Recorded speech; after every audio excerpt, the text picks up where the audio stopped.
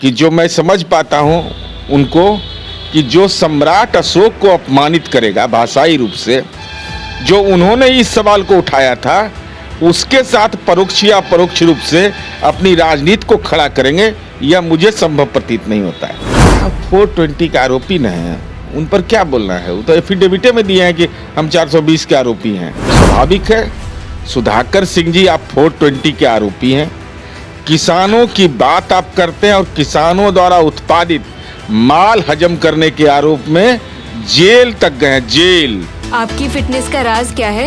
एशवेल रस, ये एक ही बोतल में है। Stress, weakness, acidity, obesity, hair fall, skin की हर परेशानियों का एक ही हल।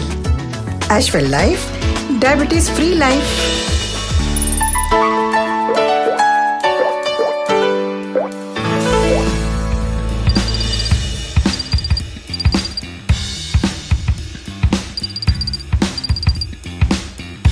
जदयू के मुख्य प्रवक्ता और जदयू से एमएलसी नीरज कुमार है हमारे साथ, जुड़ेंगे, बात करेंगे। सर, आपके नेता जो है उपेंद्र कुशवाहा 2 दिवसीय बैठक बुलाए हैं आज और कल उनकी बैठक है। पार्टी को मजबूत करने की बात कर रहे हैं। पार्टी क्या कमजोर हो गई है?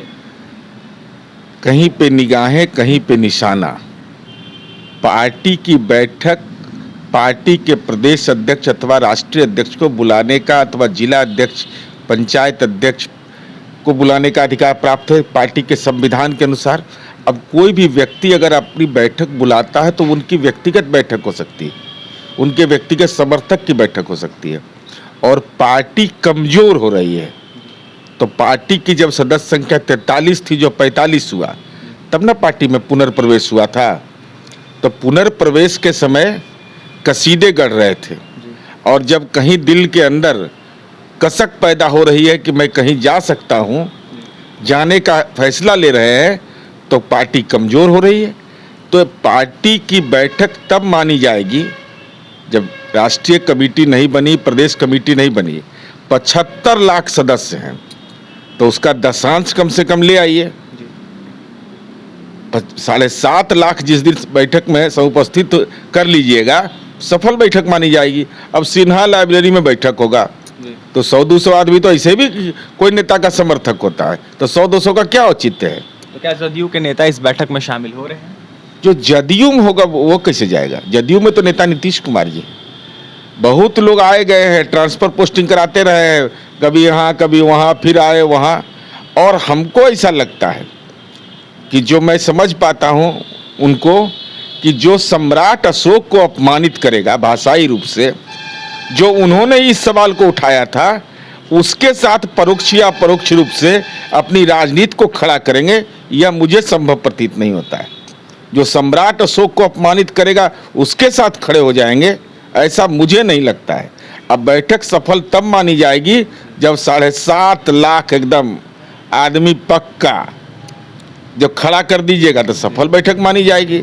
750 भी अपना गृह प्रखंड का पंचायत अध्यक्ष भी, प्रखंड अध्यक्ष भी गृह प्रखंड का, नहीं तो ऐसे तो बैठक बुलाते रहिए ना। तो क्या उपेंद्र कुशवाहा को जदयू पार्टी अपना नेता नहीं मानती है? क्या औचित्य है इसका? भाई नेता नीतीश कुमार जी हैं। अब आप नेता अगर बदल जाए, नीति बदल जाए, और दवा कौन खा रहे हो बताइए नहीं रहे हैं, तो ये तो ट्रांसपेरेंट सिस्टम हुआ ही नहीं, पारदर्शी व्यवस्था हुआ है कि हम दवा जो खा रहे हैं कि कैसे हम नीति बदल लेते हैं, नेता बदल लेते हैं, वो दवा का नाम सार्वजनिक करिए। सुधाकर सिंह लगातार बयान दे रहे हैं सर, कोई कार्रवाई नहीं हो रही है। अरे क्या 420 के आरोपी न हैं, उन पर क्या बोलना है? वो तो एफिडेविटे में दिए हैं कि हम 420 के आरोपी हैं। तो तेजस्वी यादव तो कार्रवाई करने की बात। अरे कार्रवाई हमारा अधिकार क्षेत्र नहीं है, लेकिन वह प्रवचन जो कर रहे हैं, अनर्गल प्रवचन, भाई उनको यह भी जानकारी नहीं है कि बिहार और पंजाब की तुलना कर रहे हैं। तो बिहार में किसानों का भूमि का हाउस होल्ड क्या है, उसका जमीन का रकबा क्या है, और पंजाब का क्या है? तो उसकी तो 6 गुना आमदनी होनी चाहिए थी।